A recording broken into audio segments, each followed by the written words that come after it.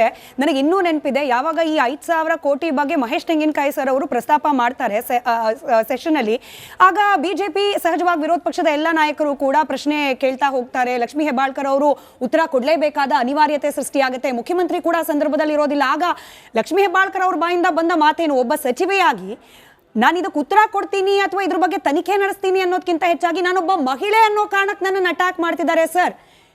ಒಬ್ಬ ಸಚಿವೆ ಅನ್ನೋ ಒಂದು ಗುರುತರವಾದ ಜವಾಬ್ದಾರಿ ಕೊಟ್ಟಾಗ ವಿಕ್ಟಿಮ್ ಕಾರ್ಡ್ ಪ್ಲೇ ಮಾಡಿದ್ರು ಅನ್ನೋದನ್ನ ರಾಜ್ಯದ ಜನರು ಮರೆತು ಬಿಡ್ತಾರಾ?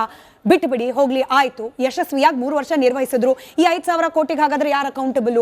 115 ಕೋಟಿಯಷ್ಟು ಹಣವನ್ನ ಸತ್ತವ್ರ ಅಕೌಂಟ್ಗೆ ಹೋಗ್ಲಿಕ್ಕೆ ಬಿಟ್ಟವ್ರು ಯಾರು ಅನ್ನೋ ಪ್ರಶ್ನೆಗೆ ಯಾರು ಉತ್ತರ ಕೊಡ್ತಾರೆ? ಇದಿದ್ದಾಗ್ಲೂ ಕೂಡ ಲಕ್ಷ್ಮೀ ಹೆಬ್ಬಾಳ್ಕರ್ ಅವರು ಮಹಿಳೆ ಅನ್ನೋ ಕಾರಣಕ್ಕೆ ಸಚಿವೆ ಕಂಟಿನ್ಯೂ ಆಗಬೇಕು, ಹಿಂಗೆ ಬಯಸೋದು ಸರಿನಾ ಅಂತ ನೋಡಿ ಸ್ಮಿತಾ, ಮಹಿಳೆ ಆಗಿರ್ಬೋದು ಪುರುಷರಾಗಿರ್ಬೋದು, ಮಂತ್ರಿ ಅಂದರೆ ಮಂತ್ರಿ. ನೀವು ಒಂದು ಜವಾಬ್ದಾರಿ ಸ್ಥಾನ ತೊಗೊಂಡ್ಮೇಲೆ ಆ ಜವಾಬ್ದಾರಿಯನ್ನು ನಿರ್ವಹಿಸಬೇಕಾಗತ್ತೆ. ಅದರಲ್ಲಿ ತಪ್ಪು ಒಪ್ಪುಗಳಾದರೆ ಅದಕ್ಕೆ ಒಪ್ಕೋಬೇಕಾಗತ್ತೆ. There is no exception for ಮಹಿಳೆಯರಂತ ಹೇಳ್ಬಿಟ್ಟು ನೀವು ಸಾವಿರಾರು ಕೋಟಿ ರೂಪಾಯಿನ ಗುಳುಮ್ ಮಾಡಿಸಿದ್ರೆ ಅದನ್ನು ಯಾರೂ ಮಾಡೋಕ್ಕಾಗಲ್ಲ. ಹಾಗಾಗಿ ಶಿ ಈಸ್ ಆನ್ಸರಬಲ್. ಈಗಾಗಲೇ 6 ತಿಂಗಳಾಯಿತು ಅದು ಅವರು ಅಸೆಂಬ್ಲಿನಲ್ಲಿ ಅಡ್ಮಿಟ್ ಮಾಡಿ, ಆದರೂ ಇದುವರೆಗೂ ಸರ್ಕಾರ ಅದ್ರ ಬಗ್ಗೆ ಸ್ಪಷ್ಟನೆ ಕೊಟ್ಟಿಲ್ಲ. What has actually happen? 2 ತಿಂಗಳ ಒಂದು ಪೇಮೆಂಟು ನಿಂತು ಹೋಗಿದೆ ಅಥವಾ ಎಲ್ಲೋ ಕಳೆದೋಗಿದೆ ಅಂದರೆ ಅದೆಲ್ಲೂ ಕಳೆದೋಗಿರಲ್ಲ, ಯಾರೋ ಅಕೌಂಟ್ಗೆ ಹೋಗ್ಬಿಟ್ಟಿರುತ್ತೆ. ಅದು ಯಾರ ಅಕೌಂಟ್ಗೆ ಹೋಗಿದೆ, ಎಲ್ಲಿ ಹೋಗಿದೆ ಅನ್ನೋದನ್ನು ಪತ್ತೆ ಮಾಡಬೇಕು, ಅವ್ರ ಮೇಲೆ ಶಿಕ್ಷೆ ಮಾಡಬೇಕು. ಸೊ ಇದು ಆಗಬೇಕಾದಂಥ ಕೆಲಸ. ಮತ್ತು ಅದನ್ನು ಒಂದು ಇಶ್ಯೂ ಮಾಡಿಕೊಂಡು ದಯವಿಟ್ಟು ಲೆಟ್ ಮಿ ಫಿನಿಶ್. ನೀವು ಮಾತಾಡುವಾಗ ನಾನು ಮಾತಾಡಲಿಲ್ಲ ಮೇಡಮ್, ದಯವಿಟ್ಟು ನೀವು ಮಾತಾಡುವಾಗ ನಾನು ಮಾತಾಡಲಿಲ್ಲ. ನನ್ನ ಅಭಿಪ್ರಾಯ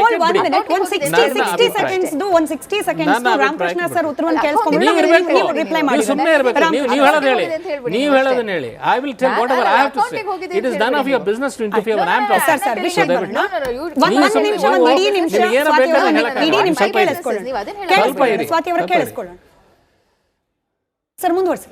ಸೊ ನಾನು ಹೇಳ್ತಾ ಇರೋದು, ಅವರು ಅಕೌಂಟಬಿಲಿಟಿ ಫಿಕ್ಸ್ ಮಾಡಲೇಬೇಕು ಅವ್ರ ಮೇಲೆ.